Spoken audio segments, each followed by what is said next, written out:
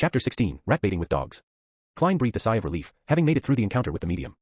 He turned and enjoyed the cool, quiet night as he walked toward his apartment building. He unlocked the door, letting the dark, red-tinged room expand with a creaking sound. Walking up the empty, cold staircase, Klein felt strangely good, like he had extra hours in his day, making him walk faster. He opened his room door and saw Melissa sitting silently at his desk. She had reddish black hair, bright brown eyes, and a delicate face. "Klein, where did you go?" she asked curiously, her eyebrows relaxed. Without waiting for an answer, she added she had woken up to use the bathroom and noticed he wasn't there, wanting to know everything in detail. Having lots of experience lying to his parents, Klein quickly thought of an excuse. He smiled wryly and calmly said he couldn't fall back asleep, so he decided to exercise and went for a run. He took off his jacket, half turning to show her his sweaty back. Melissa glanced at it, thought for a moment, and said he didn't need to stress about the Tianjin University interview, as he would pass, or if he didn't, he could find better opportunities. "I haven't even thought about the interview." Klein nodded and said he understood. He didn't mention the job offer because he hadn't decided yet. Staring at Klein, Melissa suddenly turned and went into the house.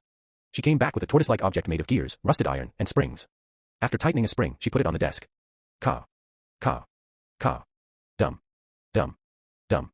The tortoise moved and jumped rhythmically, catching anyone's attention. Whenever I feel irritated, watching this tortoise move makes me feel better. I've been doing it a lot recently, and it works. Klein, try it. Melissa said, her eyes bright. Klein accepted his sister's offer. He watched the tortoise until it stopped, then laughed, saying that simplicity and regularity could help one relax. Without waiting for a reply, he pointed to the tortoise and casually asked if she made it, when, and why he didn't know about it. "I used unwanted materials from school and things I found on the streets to make this. I finished it 2 days ago," Melissa said in her usual tone, the corners of her lips slightly upturned. "That's impressive," Klein said sincerely. As someone bad at assembling things, he had trouble even with a toy car as a kid. With her chin raised and eyes slightly bent, Melissa calmly replied, "It was okay." Being too humble is a bad trait, Klein smiled, adding, "This is a tortoise, right?" The room's atmosphere suddenly became serious. Then, Melissa replied mysteriously, like the Crimson Veil, "It's a puppet." Puppet. Klein smiled awkwardly, trying to explain it was the materials that made it look that way. He then changed the subject, asking why she went to the bathroom in the middle of the night, since they had one, and she usually slept until dawn. Melissa was surprised. After a few seconds, she opened her mouth to explain. Just then, a loud digestion sound came from her stomach. "I'll go get some more sleep," she said, grabbing her tortoise-like puppet, trotting into her room and closing the door. Last night's dinner was too good, she ate too much and now her stomach is having trouble digesting it. Klein smiled, shaking his head as he slowly walked to his desk. He sat down quietly, thinking about Dunsmith's offer as the red moon appeared from behind dark clouds. Being a Nighthawk civilian staff member had clear disadvantages. As a transmigrator, the Fool, the leader of the mysterious gathering, with many secrets, it would be risky to be under the Church of the Evernight Goddess's team, which dealt with Beyonder matters. Joining Dunsmith's team would mean aiming to become a Beyonder, which could cover up the benefits from the gathering. However, being a formal member would limit his freedom, like needing permission to leave Tianjin. He wouldn't be able to go wherever he wanted or do whatever he wanted, missing many opportunities. The Nighthawks were a strict organization. Once a mission was assigned, he would have to accept it. Beyonders also risked losing control. Listing the disadvantages, Klein then considered the advantages. Judging from the luck enhancement ritual, he wasn't among the lucky 80%. He was bound to face bizarre and dangerous events in the future. Becoming a Beyonder or joining the Nighthawks would give him the ability to resist. Becoming a Beyonder couldn't rely solely on the gathering. The potion formula wasn't the main problem, but finding and preparing the materials was. He couldn't ask Justice and the Hanged Man about everything and exchange every item with them. This would hurt the Fool's image, make them suspicious, and there wouldn't be enough time for such trivial matters. He also couldn't offer them anything of interest. Besides, more materials would likely reveal his real identity. Then, online disputes would become offline conflicts, causing immense trouble. Joining the Nighthawks would give him access to common knowledge about the world of mystery and relevant channels. This could help him build a social circle and give him leverage to get the most benefits from Justice and the Hanged Man. In turn, the gains could help him in reality, allowing him to get more resources and create a positive cycle. He could also join an organization suppressed by the churches, like the psychology alchemists mentioned by Dunn. But he would lose his freedom and be in constant fear. More importantly, he didn't know how to find them. Even if he got information from the Hanged Man, contacting them rashly could be deadly. Becoming a civilian staff member offered a buffer and an exit. The inferior recluse hides away in the wild, the superior, the crowd. Perhaps being a Nighthawk could be a better cover. In the future, as one of the top authorities of the tribunal, who would suspect him of being a heretic, the head of a secret organization working behind the scenes? As the first rays of morning sun appeared, the crimson light faded. Looking at the golden horizons, Klein made up his mind. He would find Dunsmith today and become a Nighthawk civilian staff member. Just then, Melissa came out of her room, surprised to see her brother stretching. "You didn't sleep?" "I was thinking through some things," Klein smiled, feeling relaxed. Melissa thought for a moment and said that when she had problems, she listed the pros and cons and compared them, which helped her decide what to do. "That's a good habit." "I did that too," Klein replied, smiling. Melissa seemed relaxed and didn't say more. Holding a yellow paper in her toiletries, she went to the bathroom. Not rushing to leave after breakfast and his sister's departure, Klein took a nap. He knew that almost all pubs were closed in the morning. At 2 in the afternoon, he smoothed his silk hat and handkerchief with a small brush and cleaned off any dirt to look tidy. Then, he put on formal clothes, as if going for an interview. The 6th Street was a bit far, and Klein worried about missing the Nighthawks' working hours. So, he waited for a public horse carriage at Iron Cross Street. In the Lone Kingdom, there were 2 kinds of public horse carriages, tracked and trackless. The trackless ones had a carriage pulled by 2 horses, seating about 20 people, including the top. They had a general route but no specific stops and could be hailed anywhere unless full. The tracked ones were run by the Orbital Carriage Company. They had rails on the main street, making it easier for the horses and wheels, allowing for a bigger double-decker carriage that seated nearly 50 passengers. However, their route and stops were fixed, making many places inaccessible. After 10 minutes, the sound of wheels on tracks approached. A double-decker horse carriage stopped at the Iron Cross Street station. To be 6th Street, Klein told the driver. You have to transfer at Champagne Street, then it's about a 10-minute walk to B6 Street, the driver explained. Let's go to Champagne Street then, Klein agreed. It's more than 4 kilometers, 4 pence, said a young, clean-faced man, holding out his hand. He was the fare collector. Okay, Klein said, taking out 4 copper coins from his pocket and giving them to the man. He went up to the carriage and saw there weren't many passengers. Even the first floor had empty seats. I only have 3 pence on me now, so I'll have to walk back, Klein said, pressing down his hat and sitting down firmly. On this floor, the men and women were mostly well-dressed, though some wore work clothes, leisurely reading newspapers. Almost no one spoke, and it was quiet. Klein closed his eyes and rested, ignoring the passengers coming and going. Station after station passed until he heard Champagne Street. After getting off the horse carriage, he asked for directions and soon reached the 6th Street, seeing the pub with the brownish-yellow hound logo. Klein pushed open the heavy door, entering a noisy, hot pub. Although it was afternoon, many customers were there. Some were temporary workers looking for jobs, others were just wasting time, drinking. The pub was dimly lit. In the center were 2 large, gapless iron cages, sunk a third of the way into the ground. People with wooden wine cups surrounded them, sometimes talking and laughing loudly, sometimes cursing. Curious, Klein saw 2 dogs caged inside. One was black and white, like a husky. The other was all black, with shiny fur, looking healthy and fierce. Do you want to bet? Doug has won 8 games in a row, said a short man in a brown beret, approaching Klein and pointing to the black dog. Bet? Klein was surprised but quickly understood. Dog fighting. When he was at Koei University, wealthy students would ask him if the rough workers and unemployed enjoyed boxing and gambling at pubs. Besides boxing and card games, it also included cruel activities like cockfighting and dogfighting. The short man smirked. Mister, we're civilized people. We don't engage in such unglamorous activities. He then whispered that laws had banned those things last year. Then what are y'all betting on? Klein asked. The better hunter. Just as the short man finished, a loud noise erupted. He turned, waving his hands excitedly, and said Klein couldn't bet on this round, but could wait for the next one. Hearing that, Klein stood on his toes to see better. He saw 2 strong men dragging sacks, opening the cage door, and dumping the contents inside. They were gray, disgusting animals. Klein realized they were rats. Hundreds of rats. Since the cage was deep and gapless, the rats moved around but couldn't escape. Then, as the cage door closed, the dog's chains were untied. Woof. The black dog pounced and killed a rat in one bite. The black and white dog was dazed at first, then started playing excitedly with the rats. The people around them raised their wine cups, shouting bite it. Kill it, and cheering for Doug. Rat baiting with dogs. Klein thought, his mouth twitching. The gamble was about which dog could catch more rats, perhaps even betting on the specific number. No wonder people were buying live rats at Iron Cross Street. That's really unique. Klein shook his head, laughing as he backed away, circling the drinkers to get to the bar. New here, the bartender asked, glancing at Klein as he wiped cups. He listed the drinks, rye beer for a penny, and Matt beer for 2 pence, Southville beer for 4 pence, or Lanty. I came here for Mr. Wright, Klein said directly. The bartender whistled and called out, Old man, someone is looking for you. Oh, who? A vague voice replied, and a drunk old man stood up from behind the bar. He rubbed his eyes, looked at Klein, and asked if he was looking for him. Mr. Wright, I would like to hire a small mercenary squad for a mission, Klein replied, as Dunn had instructed. A small mercenary squad? Are you living in an adventure story? This hasn't been around for a long time, the bartender interrupted, smiling. Wright was silent for a few seconds, then asked who told him to come here. Dunn. Dunn Smith, Klein replied honestly. Wright chuckled and said he understood. He explained that the small mercenary squad still existed, just in a different form, with a more modern name. He told Klein he could find it on the 2nd floor of number 36 Sutland Street. Thank you, Klein said sincerely, then turned and squeezed out of the pub. Before leaving, the drinkers suddenly quieted down, murmuring that Doug had actually lost. Klein smiled and shook his head. Then he left quickly and found Zutterland Street nearby by asking around. 30, 32, 34. Here, he said, counting the house numbers and walking into the stairwell. Turning the corner and slowly climbing the stairs, he saw the sign with the current name of the so-called Small Mercenary Squad, Blackthorn Security Company. Chapter 17, Special Operations Department. Blackthorn Security Company. Seeing the sign, Klein was both surprised and thought it made sense. Man, what do I say about this? He shook his head, chuckled, walked up the steps, and gently knocked on the half-closed door. Knock. Knock. Knock. The sound echoed slowly and rhythmically, but there was no answer, only a faint sputtering noise. Knock. Knock. Knock. Klein repeated, with the same result. He then pushed the door open wider and looked inside. He saw a classic sofa, a soft armchair, and a sturdy wooden coffee table. Behind a table across the room sat a brown-haired girl with her head drooping. Even though security company is just a guise, isn't this just too unprofessional? How long has this place been out of business? Right, you guys don't need any business. Klein thought, walking closer and knocking on the table near the girl's ear. Knock. Knock. The brown-haired girl sat up quickly, grabbed the newspaper in front of her, and covered her face. Tianjin City Honest Paper. Nice name. Klein read the title of the page facing him. The steam train service Soaring Express that directly reaches Constant City is starting operations today. Oh come on, when will there be one that goes straight to Brindisi Bay? I really don't want to take the ship there again, it's too awful, really awful. Hey, who are you? The girl read aloud dramatically and gave her opinion. As she spoke, she lowered the newspaper, revealing her bright forehead and light brown eyes, looking at Klein with a surprised and slightly flattering expression. Hello, I am Klein Moretti, and I am here at the invitation of Dunn Smith, Klein said, taking off his hat and bowing slightly. The brown-haired girl looked to be in her early 20s, wearing a light green Lone-style dress with beautiful lace on the sleeves, collar, and chest. The captain, all right, wait here for a moment. I'll go get him, the girl said, hurrying into the room beside her. She didn't even serve a cup of water or anything. The level of service awareness is worrying. Klein smiled faintly as he waited. After a couple of minutes, the brown-haired girl opened the door and came out. She said with a sweet smile, Mr. Moretti, please follow me. The captain is on watch at the Cheney's Gate and is unable to leave at the moment. Okay, Klein replied, following her. Cheney's Gate, what could that be? He wondered. Going through a partition, he saw a small corridor with 3 offices on each side. Some offices were locked, while others were open, showing people typing on heavy mechanical typewriters. Klein noticed a familiar figure, the young officer with black hair, blue eyes, and a poetic air who had investigated his apartment. He wasn't in uniform, his white shirt was untucked, looking quite messy.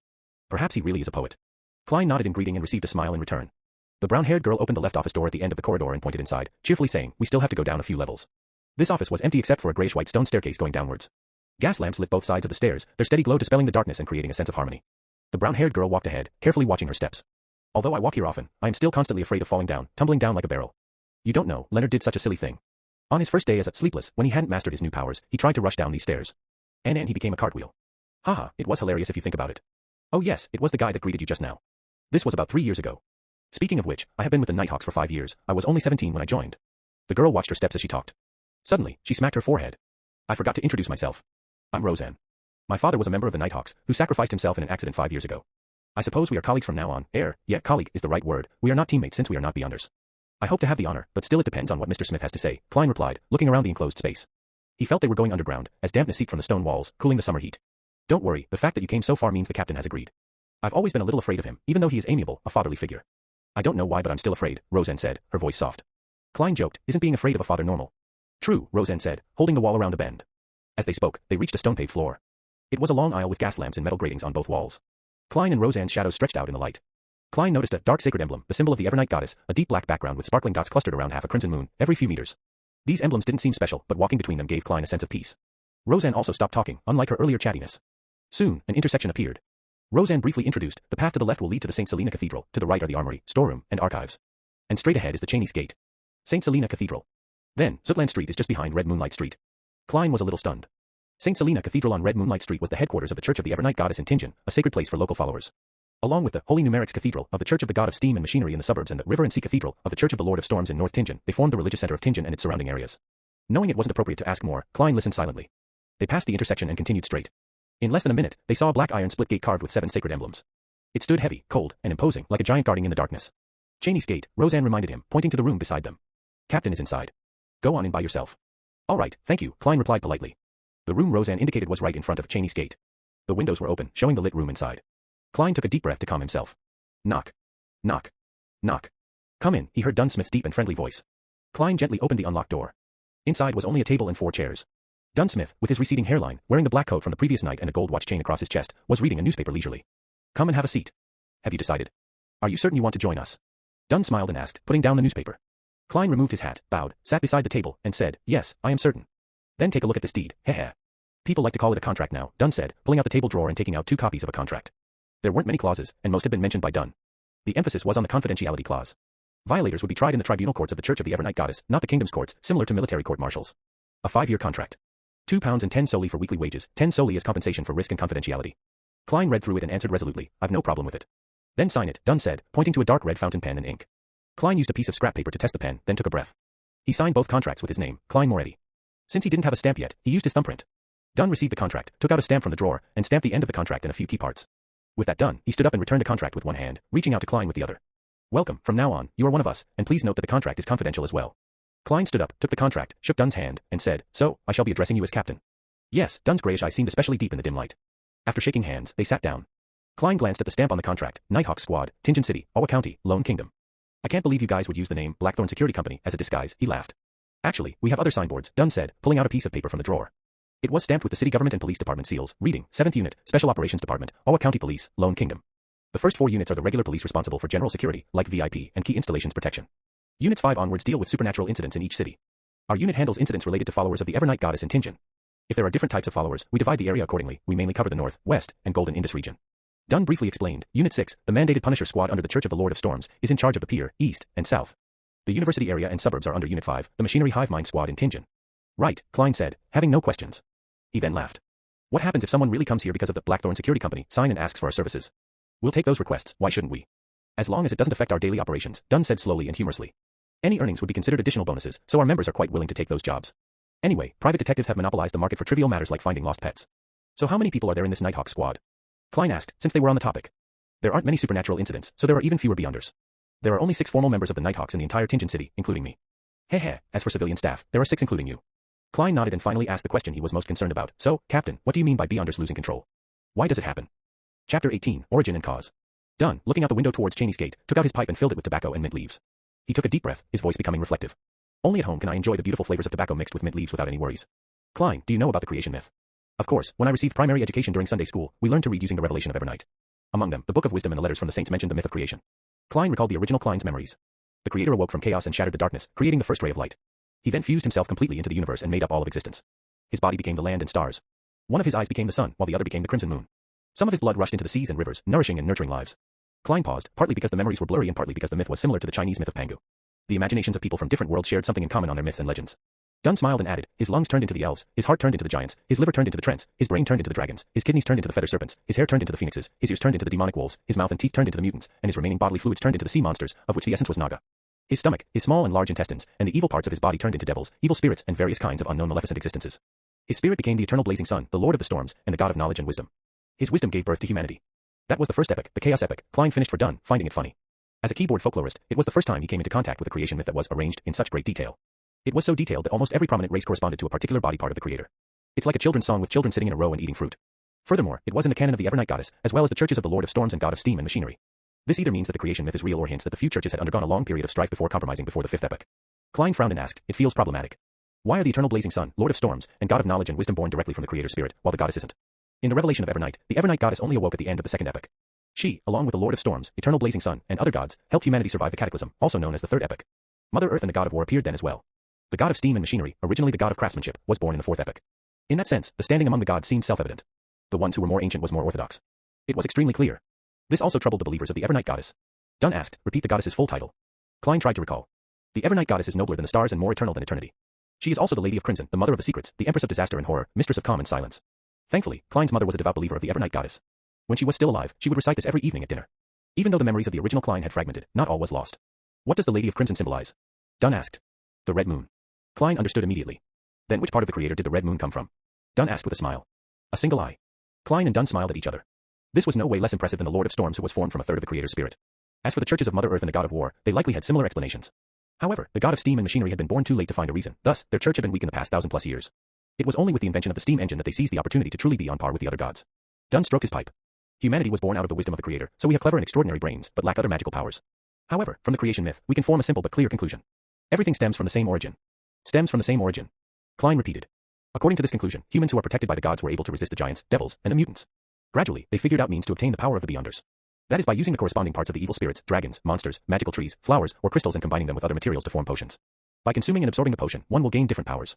This is common knowledge among mysticism studies. Dunn didn't elaborate. In this process, our ancestors relied on painful lessons to discover that if they were to consume high-grade or extraordinary potions, it would easily lead to tragic consequences. There are 3 possible outcomes. Which 3? Klein asked. First, mental death and the complete breakdown of a body. Every piece of flesh would become a terrifying monster. Second, their personality will be changed by the powers contained in the potion. They will turn cold, sensitive, irascible, cruel, and indifferent. Third, well. Dunn took a sip of coffee. Fermo coffee from the Paz River Valley is bitter, but very fragrant. It leaves a splendid aftertaste. Do you want one? I prefer coffee from the Phaenopoder Plateau. Of course, I have only drank it a few times at Welch's place. Klein declined. What's the third outcome? Mental disorder. Turning crazy on the spot, becoming more devilish than the devil. This is what it means by losing control, Dunn emphasized. After a long period of experimentation and exploration, together with the birth of the blasphemy slate, humans have finally perfected the potion system. We formed a tiered system that chains into stable progression paths known as sequences. The lower the number in a sequence, the higher the grade of a potion. At this point, the 7 major churches each control at least one complete sequence. Besides, there are also incomplete paths that they have gathered over the past hundreds or thousand years. Blasphemy slate. Klein noticed the term. At the gathering, the hangman had also mentioned it. According to the hangman, the blasphemy slate was the most critical factor of a potion system formation and completion. That seemed to contradict what Dunn had just said. Those were things created by some evil gods. As for which era it appeared, what it contains or what's so special about it, I am unsure as well. If you discover any clues, you have to immediately report it to me. It deserves the highest level of response, Dunn said vaguely. I mentioned one of the types of losing control. I'll now tell you the remaining 4. All right. Klein listened attentively. Although humans have clever minds, they lack extraordinary powers, it is not absolute. There are always a few lucky ones, perhaps I should call them the unlucky ones. They are born with relatively higher perception. Well, it also means the ability to sense spirits. They can hear voices that others cannot hear and see things that others cannot see. They have partial characteristics of Beyonders. Dunn looked at the empty air around him and watched Klein shudder. In other words, if they are half a sequence 9 Beyonder and have fixed characteristics. Oh, sequence 9 is the lowest grade in the chain. In short, they can only choose a corresponding, fixed sequence pathway. If they consume other potions, the effects might range from mental disorders to a loss of control, or even worse, death. Got it. Klein nodded slowly. The third kind is similar to the second kind. Once you choose a sequence chain, you will be forced to go down that path. There will be no room for regret. If you were to consume potions from the corresponding sequence of other paths, there will be a high probability you will get mixed, unusual and warped powers. But it is almost certain that you would be in a semi-deranged state, sensitive and irascible, cruel and bloodthirsty, and silent and melancholic. And there is only one such opportunity. After that, regardless if you consume the potions from the original path or potions in the present sequence, the only result is a loss of control. The outcome could then be mental death. Alternatively, the body breaks down into monsters or even transforms into an evil spirit. Dunn took a sip of coffee. Klein, alarmed, asked, what about the fourth kind? The fourth kind, heh. That is the most common problem. When we consume potions to gain powers that originally belonged to extraordinary beings, we undergo an unnatural transformation. Therefore, we would more or less be affected by the remnant spiritual powers. While perhaps the symptoms might not manifest and are undetectable to others, it will definitely lurk in one's mind. If one rushes to consume the corresponding potion ranked higher in the sequence before fully grasping the extraordinary powers the potion brings and eliminating the subtle traces, the madness will accumulate, increasing the chances of losing control. Dunn paused. As per the internal rules of us Nighthawks, even if a teammate were to make a great contribution, they must have consumed the last potion 3 years ago and be examined before they can be promoted. Even so, there are still many who lose control every year. How terrifying. Klein gasped. Then what about the final kind? There was no smile on Dunn's face. The fifth kind is the most common reason for a loss of control. For Beyonders, one's spiritual perception would be enhanced more or less. The smaller the number in the sequence, the more enhanced their perception. Therefore, they would hear what others cannot hear, see what others cannot see, and encounter things others would not encounter. They are constantly met with mysterious enticement and illusionary bewitchment. Once they are overstimulated or have greedy desires, they will slowly go down the path of losing control. Dunn looked straight at Klein. The founder of the Nighthawks, Archbishop Chanes, once said, we are guardians, but also a bunch of miserable wretches that are constantly fighting against dangers and madness. Chapter 19, Sealed Artifacts. We are guardians, but also a bunch of miserable wretches that are constantly fighting against dangers and madness. The corridor outside the window was sealed and cold. The room was brightly lit. Dunn Smith's words echoed, hitting Klein hard and leaving him momentarily speechless. Dunn shook his head and smiled at Klein's silence. Are you very disappointed? Beyonders are not like what you imagine them to be. We are always treading alongside danger. There is always a price to any gain, Klein replied, recovering from his shock, his voice slightly shaky. He admitted he hadn't imagined the hidden threats behind the extraordinariness of Beyonders. Perhaps it was because he was only hearing about it and had already been caught up in a peculiar incident. Klein soon controlled his fear, unease, worry, and apprehension. The thought of retreating lingered, but he pushed it away. Not bad. Very mature and rational. Dunn finished his coffee. Also, Beyonders are not as powerful as you imagine, especially a low-sequence Beyonder. Why would we use one to represent the highest grade and 9 the lowest? Isn't this against intuition and logic? The low sequence we often mention refers to a low grade or a high number. They are the starting point of the sequence chain. Alright, where was I? Yes, Beyonders are not as powerful as you imagine. A low-sequence Beyonder's power is no match for guns, much less cannons. They are just more fascinating and indefensible than firearms. If you have a chance to become a Beyonder in the future, you must consider what I said today carefully. Do not make a rash decision. Klein gave a self-deprecating smile. I don't even know when I will have the chance. He felt he wouldn't miss the opportunity if it arose. Consuming the wrong or higher-ranked potion could mostly be avoided. The main dangers were the subtle influences of the potions and his heightened senses. For the former, he could learn from past experiences. If he didn't rush to advance and patiently controlled his powers, the risk of losing control would be relatively low. Furthermore, he needed to solve his current predicament, understanding mysticism and finding a way back. These were his reasons for taking the first step. He wasn't aiming for higher sequences. If losing control was easy, he could stay in his original sequence and use his knowledge to plan his homecoming. He didn't need to dwell on the potential risks. His near insanity during the luck enhancement ritual was still fresh in his mind. These dangers weren't avoidable by not becoming a Beyonder, so it was better to gain self-defense. With this, Klein felt the pros outweighed the cons, making his thoughts of withdrawal almost disappear. Dunn, a faint smile in his gray eyes, picked up his pipe again. I cannot give you an accurate answer on this. To become a Beyonder, firstly, you must make enough contributions. Perhaps tomorrow or the day after, you would be able to interpret critical ancient documents. Maybe you would be able to give us valuable ideas for one of our cases. Secondly, it depends on the arrangements of the higher-ups. No one can be sure. Alright, I believe you should know quite a bit about Beyonders now. In the future, do not make a rash decision. Now, I'll introduce you to our Nighthawk team's civilian jobs. He stood and walked to the door, pointing away from Chanes Gate. We have an accountant and someone who procures necessities and collects supplies from the church and police, also acting as a carriage driver. They are professionals and don't take shifts, resting on weekends. The other 3 civilian staff are Roseanne, Brett, and Old Neil. Their jobs include attending to visitors, cleaning, and writing case files and inventory lists. They also guard the armory, storeroom, and archives, strictly controlling entry and item handling. Each has 1 day off a week besides Sundays, arranging night shifts and rest days among themselves. So is my job scope the same as Roseanne and the rest? Klein asked, pushing aside his thoughts about Beyonders to understand his responsibilities. No, there's no need. You are a professional, Dunn smiled. You currently have 2 tasks. First, every morning or afternoon, go for a walk outside. Focus on the various streets leading from Welch's place to yours. What? Klein was dumbfounded. What kind of job is this? Is that very professional? Dunn put his hands in his pockets. After you confirm your memory loss, we'll close the Welch and Naya case. Similarly, the Antigonus family diary has vanished completely. We suspect you took it and hid it on your way home, which is why we found northwest clues at your place. This is also likely why you weren't there and chose to commit suicide at home. Although you were mysteriously influenced and forgot this, the human spirit and brain are fascinating, so there might be residual traces. Daly's mediumship might not reveal them, but they could still exist. Perhaps you'll feel déjà vu at a familiar and critical spot. That is what we wish to obtain. Got it, Klein said, enlightened. The Nighthawk's deduction about the diary's location was reasonable. He was the only survivor with the time and motive to hide it on his way back. If you can find the diary this way, you will likely have contributed enough to become a Beyonder, Dunn encouraged, indirectly revealing the diary's importance. I hope, Klein nodded. Dunn changed the subject again. Secondly, you get 1 day off a week. You can decide which day for now. When you're not outside, go to our armory and read the literature and canon books. This is a job for a professional historian. When you finish them all, you'll start taking shifts with Old Neil and the rest. Alright, no problem, Klein sighed in relief. This is not something too difficult. Dunn turned and pointed to the black outward swinging gates engraved with 7 sacred emblems. This is Chanes Gate. It's named after Archbishop Chanes, the creator of the modern Nighthawk system. There's one under the central cathedral of every major city. It's guarded by rotating formal Nighthawk members. Inside, there are at least 2 keepers sent by the church, as well as countless traps. You must not approach it under any circumstance, otherwise, misfortune will befall you. That sounds scary, Klein admitted. The area inside is divided into zones. Stored there are potion formulas for certain sequences and other magical materials. It's also used to temporarily hold heretics, mutants, cultists, and members of secret organizations. They'll eventually be sent to the Holy Cathedral, Dunn mentioned casually. Holy Cathedral. The headquarters of the Church of the Evernight Goddess in Winter County to the north, Cathedral of Serenity. Klein nodded slightly, appearing to ponder. In addition, there are all sorts of classified documents and records inside. When you gain higher clearance, you might have a chance of reading them. Dunn hesitated before adding, behind the Cheney's gate, there are also sealed artifacts in the basement. Sealed artifacts. Klein repeated, considering the term. It sounded like a specialized term. Some of the extraordinary items we gather and retrieve are just too important and magical. If they fall into the wrong hands, it would cause immense destruction. Therefore, we have to keep it strictly confidential and watch them carefully. Even we can only use them under special circumstances. Besides. Dunn paused. Besides, there are some things inside that are very special.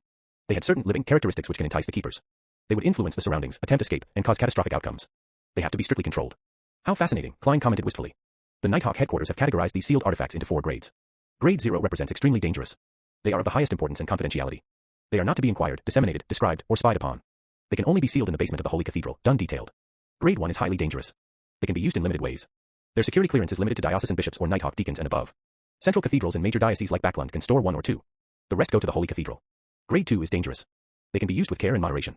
Clearance requires a bishop or a Nighthawk team captain and above. Central cathedrals in various cities can store 3 to 5. The rest go to the Holy Cathedral or diocese headquarters. Grade 3 is considerably dangerous. They must be used carefully, only in operations needing 3 or more people. Clearance requires formal Nighthawk membership. In the future, you will see the corresponding documents. The numbers indicate their grade. For instance, 2 to 125 means it's a dangerous grade sealed artifact number 125. Dunn turned and went back to his room, pulling a paper from the bottom drawer. By the way, take a look at this. 3 years ago, a newly appointed archbishop lost control. For some unknown reason, he stormed through the various levels of protection and vanished mysteriously with a grade 0 sealed artifact. Memorize this photo. If you discover him, do not alert or disturb him. Return to report it immediately, or your chance of dying in the line of duty is 1,000%. What? Klein took the paper. It had no title, just a black and white photo with a few lines of text. Int Zangwill. Male. 40 years old. Former archbishop. A gatekeeper who failed in his promotion and was enticed by the devil and was corrupted. He escaped with sealed artifact 0-08. Particular traits are. The picture showed Int Zangwill in a black clergyman's robe with buttons and a soft cap. He had dark blonde hair and striking blue eyes, almost black. He had a high nose and tightly pursed lips, his features like a classic sculpture without wrinkles. His most noticeable trait was that he was blind in one eye. The description of the corrupted is so detailed, but the only thing about the sealed artifact is its codename. Klein commented. That's why it has the highest security clearance. The search for sealed artifact number 0-08 is only described verbally, never written. Even then, the description is minimal. Dunn sighed. 0-08 appears to be a common quill, but it doesn't need ink to write. That's all. Dunn didn't elaborate. He tugged his gold watch chain and took out a matching pocket watch, glancing at it before pointing outside. I've told you all you need to know. Go to the armory to find old Neil. Get him to arrange the documents you need to read. He's no ordinary civilian clerk. He was once a formal member, but due to his age, he wasn't promoted. His health is failing, so he can no longer handle cases. Furthermore, he doesn't want to be an internal keeper or rest at home. All he wants is to be surrounded by documents and records. Chapter 20, The Forgetful Dunn. Klein put on his hat, his mind on sealed artifact 0-08. It appears to be just your everyday quill. It writes without ink. Then, what is its actual use? What makes it classified at the highest level of confidentiality that it's deemed extremely dangerous? Can it be a pen that kills anyone whose name is written? No, that would be way too heaven-defying. Int Zangwill wouldn't need to escape and hide away if that were the case. Just as Klein turned to leave, Dunn called out, hold on. I forgot something. What? Klein asked, puzzled. Dunn, putting away his pocket watch, smiled. Later, remember to visit the accountant, Mrs. Oriana, and get an advance payment of 4 weeks, a total of £12. After that, you'll earn half your salary every week until the difference is covered. That's too much. There's no need for this, the amount should be reduced, Klein said instinctively. He didn't object to an advance, as he lacked money for the trip home, but £12 seemed excessive. No, it's necessary, Dunn replied, shaking his head. Think about it. Do you still wish to continue living in your present apartment? One that needs you to share a bathroom with so many other tenants. Even if you aren't taking yourself into consideration, think about the lady. Besides. He paused, seeing Klein's nod, and smiled, appraising Klein's clothes. Besides, you need a cane, and you should buy a new suit. Klein was taken aback, his face burning with embarrassment, as his suit was cheap and of poor quality. A typical top hat cost 5 to 6 solely, a bow tie 3, a silver inlaid cane 7 to 8, a shirt 3, and a suit around £7. Leather boots were 9 to 10 solely. A complete suit cost over £8 and 7 solely. A presentable gentleman needed a watch chain, pocket watch, and wallet. The original Klein and Benson had saved up for clothes but fled a clothing store due to the prices, buying cheap sets near Iron Cross Street for under £2. The original Klein remembered the prices of clothes well. Oh okay, Klein stammered, as he, like the original Klein, cared about his appearance. Dunn checked his pocket watch. Perhaps you should find Mrs. Oriana first. I know you'll spend quite some time at old Neil's while Mrs. Oriana will likely be returning home soon. All right, Klein said, aware of his poverty. Dunn pulled some ropes. I'll get Roseanne to bring you there. The ropes rang a bell at Blackthorn Security Company's reception. Roseanne hurried down. I did not disturb your rest, right? Oh, bring Moretti to Mrs. Oriana, Dunn said humorously. Roseanne answered happily, all right, Captain. Is that all? Klein blurted out. To get his advance payment from finance, isn't there a need to get an approval letter from the captain? Shouldn't you write something? So? Dunn asked. I mean, don't I need your signature to claim an advance payment from Mrs. Oriana? Klein asked. Oh, no. There's no need. Roseanne is enough proof, Dunn replied, pointing at the brown-haired girl. Captain, it seems there's almost zero management of our finances. Klein resisted a sarcastic comment and left with Roseanne. Dunn called out again. Hold on. There's still another thing. Can we finish it all at once? Klein asked, smiling. Yes. Dunn pressed his temple. When you meet old Neil, remember to collect 10 demon hunting bullets. Me. Demon hunting bullets? Klein asked, surprised. Welch's revolver is still with you, right? There's no need for you to turn it in, Dunn said. With the demon hunting bullets, if you were to face with paranormal danger, you will be able to protect yourself. It will give you some courage at the very least. There's no need for you to add on the final sentence. Klein answered, all right. I'll remember to do so. This will require me to write a formal document. Wait a moment. Dunn wrote a note, signed, and stamped it. Thank you, Captain, Klein said sincerely. He slowly walked back before turning around. Hold on. Dunn shouted again. Captain, you look to be in your 30s. Why do you have the symptoms of dementia? Klein squeezed out a smile.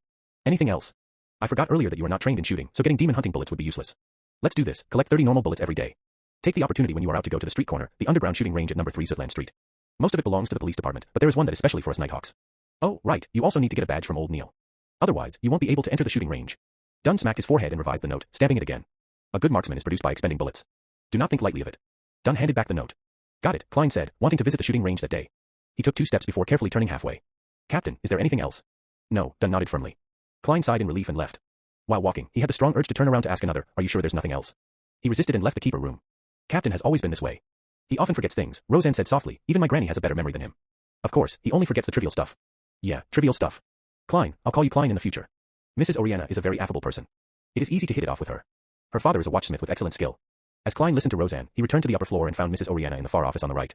She was a black-haired woman in a flounce lace dress, about 30, with fashionable curly hair and clear, smiling green eyes, appearing refined and elegant. After Roseanne relayed Dunn's instructions, Oriana wrote an advance slip. Sign here. Do you have a seal? If not, you can leave a thumbprint. All right, Klein said, familiar with the procedures. Oriana opened the safe. Counting the pounds, she smiled, you are lucky. We have enough cash today. By the way, Klein, were you invited by Captain because you were involved in a paranormal activity and the fact that you have a specialty? Yes, you have an impeccable intuition, Klein complimented. Oriana took out 4 notes with light gray backgrounds and deep black patterns. Locking the safe, she turned around. That's because I had a similar experience too. Really? Klein showed surprise. Do you know about the serial killer that sent Tinjin City into a frenzy 16 years ago? Oriana asked, handing Klein the 4 gold pounds. Yes. It's the one which had 5 girls killed consecutively. Some had their hearts and stomachs removed by that bloody butcher. My mother often used that matter to scare my sister when we were young, Klein recalled. He received the notes, 2 5-pound and 2 1-pound denominations, gray with black ink, complicated patterns, and special ink to prevent counterfeiting. The 5-pound notes featured Henry Augustus I, George III's ancestor, with a white hairband and a serious expression. However, Klein felt an indescribable sense of closeness to him. This was a 5-pound note. It's almost equal to 4 weeks of Benson's salary. The 1-pound note showed George III's father, William Augustus VI, with a thick mustache and firm gaze, who freed Lone Kingdom from the old order. They were all good kings. Klein could faintly smell the note's ink that elated and refreshed him. Yes, if the Nighthawks had not come in time, I would have been the 6th victim, Mrs. Oriana said, her tone still fearful. I heard that the serial killer, no, the butcher was a beyonder. Klein asked, carefully folding the notes and placing them in an inner pocket. Yes, Mrs. Oriana nodded firmly. He had killed even more before that. The reason why he was captured was because he was preparing a ritual for the devil. No wonder he wanted different organs. Sorry, Mrs. Oriana, for making you recall such unpleasant memories, Klein said sincerely. Oriana smiled. I'm no longer afraid. I was studying accountancy in business school back then. After that incident, I've been here ever since. All right, I'll stop keeping you from what you should do. You still need to head to Old Neil's. Goodbye, Mrs. Oriana, Klein said, bowing before leaving. He patted his inner pocket to check the 12 pounds. He turned right at a cross junction and soon saw a half-closed iron door. Knock. Knock. Knock. An aged voice called from inside, come in. Klein pushed open the metal door and found a cramped room with a desk and 2 chairs.